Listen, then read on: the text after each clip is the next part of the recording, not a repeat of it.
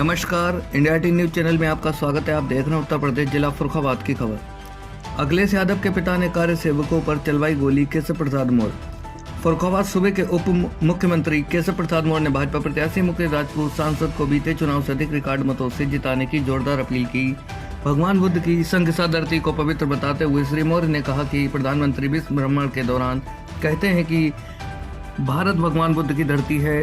बाबा नीम करोड़ी तीर्थ स्थल को याद करते हुए हनुमान जन्मोत्सव पर जयकारे लगवाए। श्री मौर्य ने पूर्व मुख्यमंत्री अखिलेश यादव की आलोचना करते हुए सपा कार्यालय की गुंडागर्दी को उजागर किया। अखिलेश यादव के पीडीए पब्लिक डेवलपमेंट अथॉरिटी की व्याख्या करते हुए अखिलेश यादव पर तंज कसा कि उन्होंने कन्नौज, फिरोजाबाद, बदायूं, मैनपुरी एवं आजमगढ़ में परिवार के लोगों को चुनाव में उतारा है। सपा सरकार के नारे की खाली प्लाट हमारा है की चर्चा करते हुए कहा कि अखिलेश यादव के पिता ने कार्य सेवकों पर गोली चलाई थी, लेकिन उन्हें भगवान श्री राम के प्राण प्रतिष्ठा समारोह में आमंत्रित किया गया। लेकिन अखिलेश को अयोध्या जाने का समय नहीं मिला, लेकिन उन्हें कुख्यात अपराधी मुक्ता अहमद की कब्र पर फातिया पढ़ने का समय मिल गया। समारोह में जिला अध्यक्ष रुपेश गुप्ता, विधायक मेजर सुनील दत्त द्विवेदी, सुशील साक्य, नागेंद्र सिंह राठौर, सतपाल सिंह, एमएलसी प्रांशु दत्त द्विवेदी, पूर्व एमएलसी मनोज अग्रवाल, भाजपा नेता विश्वास गुप्ता, मीडिया प्रभारी शिवांगी रस्तोगी आदि लोग मौजूद रहे। पहली बार मंच पर धुर विरोधी रुपेश गुप्ता एवं मनोज अग्रवाल को साथ देखा गया। मालूम हो कि नगर पालिका अध्यक्ष के चुनाव के दौरान मनोज अग्रवाल ने रुपेश गुप्ता की मां को चुनाव हरवाकर श्रीमती वत्सल अग्रवाल को चेयरमैन बनाया था। चुनाव के दौरान डिप्टी सीएम केशव प्रसाद मौर्य इसी समारोह स्थल पर जिला अध्यक्ष की मां के लिए वोट मांगे थे और चुनाव जीत जाने पर पुनः आने का वादा भी किया था। करीब पौने 2 घंटे देर से पहुंचे डिप्टी सीएम ने 30 मिनट तक विचार व्यक्त किए। संबोधन डिप्टी सीएम केशव प्रसाद मौर्य। फर्रुखाबाद से श्याम जी कश्यप की रिपोर्ट।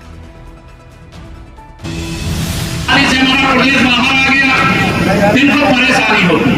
अच्छा, आप सही बताओ, भाजपा की सरकार बनने से पहले फर्रुखाबाद में बिजली कितने घंटे आती थी? बताओ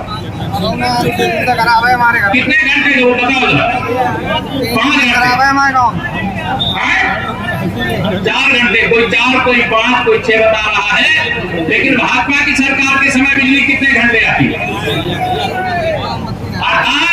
सपा बसपा की सरकार में बिजली आती नहीं थी और भाजपा की सरकार में बिजली जाती है। अंतर है कि नहीं? अंतर है।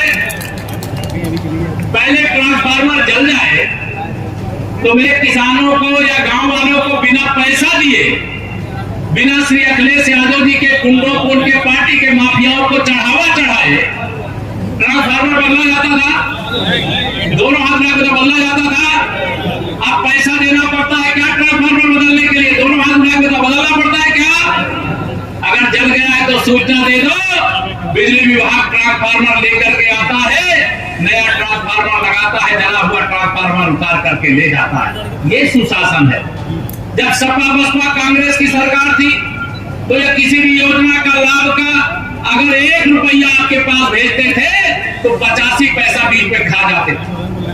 मेरे प्रधानमंत्री मोदी जी ने 34 लाख करोड़ रुपया देश भर के लोगों के खाते में भेजा और पूरा 34 लाख करोड़ इसलिए पहुंचा कि मेरे प्रधानमंत्री जी ने प्रधानमंत्री जन धन योजना के अंतर्गत 52 करोड़ लोगों के बैंक में खाते खुलवाए और इनकी दलाली बंद कर दिया।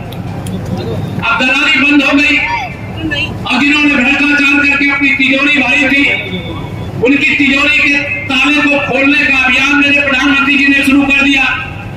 तो सारे भ्रष्टाचारी मेरे प्रधानमंत्री जी से बड़े नाराज हैं। आप बताओ, आप भी नाराज हो क्या? दोनों हाथ में आप नाराज हो कि खुश हो? आज भ्रष्टाचार मुक्त भारत बनाने के लिए ये बड़ा कदम उठाया जा रहा है। अगर मोदी जी की सरकार आपने नहीं बनाया होता तो 34 लाख करोड़ में केवल 5 लाख करोड़ आप लोगों तक पहुंचता। 29 लाख करोड़ ये सपा बसपा कांग्रेस और इनके सहयोगी दल डकार जाते, पता भी नहीं चलता, कोई जांच भी नहीं होती। इनको लगता था कि एक बार तुम और लूटो, एक बार तुम और लूटो। लेकिन अब तो मोदी आ गए हैं और 2047 तक देश और प्रदेश में भाजपा की सरकार है और सरकार रहेगी कि नहीं रहेगी? दोनों हाथ में बताओ सब लोग रहेगी कि नहीं रहेगी? 2047 तक विकसित भारत बनाए बगैर चैन से नहीं बैठेंगे। यह भारतीय जनता पार्टी का देश से वादा है।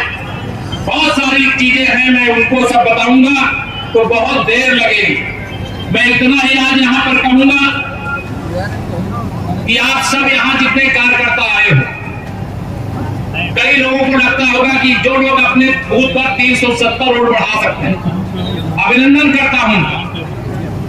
लेकिन यह देखना, ये कहना नहीं है, करना है।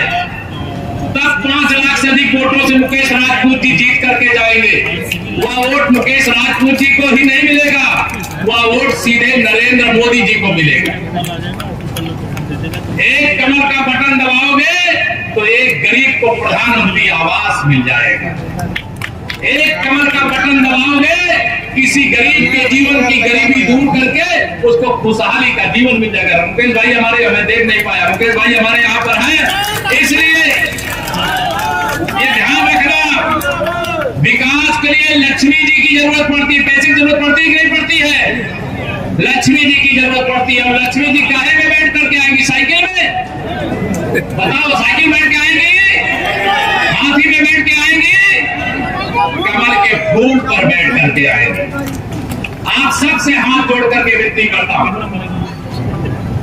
मुझे आप सबके बीच में हो सकता है लोकसभा चुनाव के बीच में एक बार और कहीं आने का मौका मिलेगा, लेकिन आप सबसे इतनी ही अपील है कि मैं मुकेश जी की ओर से आपको आश्वस्त कर सकता हूं कि आप सबका सर हम लोग ऊंचा करेंगे और आप सब मिलकर के हम लोग का सर भी ऊंचा कर देना। यह ध्यान रखना। यह चुनाव महाभारत के युद्ध की तरह है।